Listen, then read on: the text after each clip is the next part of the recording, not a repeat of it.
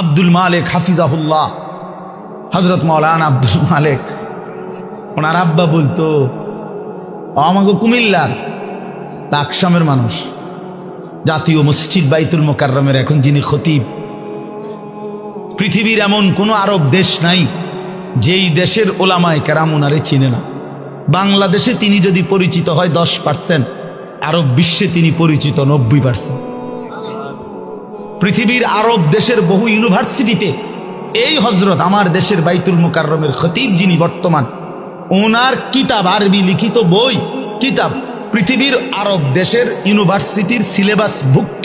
আল্লাহর কসম, আল মাদখাল উসুলে হাদিসের এক কিতাব সারা পৃথিবী পড়ে, এত সুন্দর, এত জামে, মানে উসুলে হাদিসের কিতাব আর পৃথিবীতে নাই।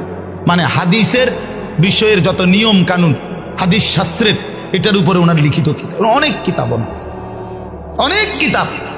আমি বলতেছিলাম ওনার আব্বা হযরত মাওলানা শামসুল হক রাহমাতুল্লাহ আলাইহি, ওনার বাবা আজীবন যেই মাদ্রাসায় মুহতামিম ছিলেন, আমি ওই মাদ্রাসায় মাহফিল করছি, বয়ান করছি, তো ওইখানে গিয়ে শুনছি ওই বাবা একটা ঘরও দেখছি, ওনার পুরান একটা টিনের ঘর।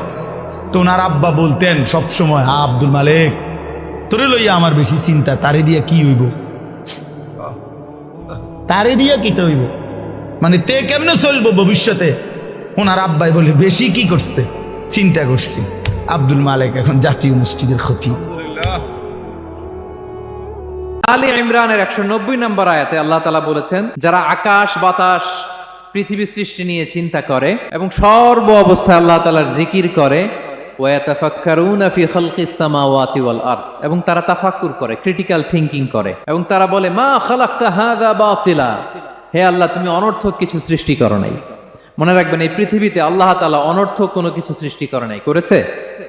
যেটাই সৃষ্টি করেছে এটা এর মধ্যে মানব কল্যাণ আছে না নাই?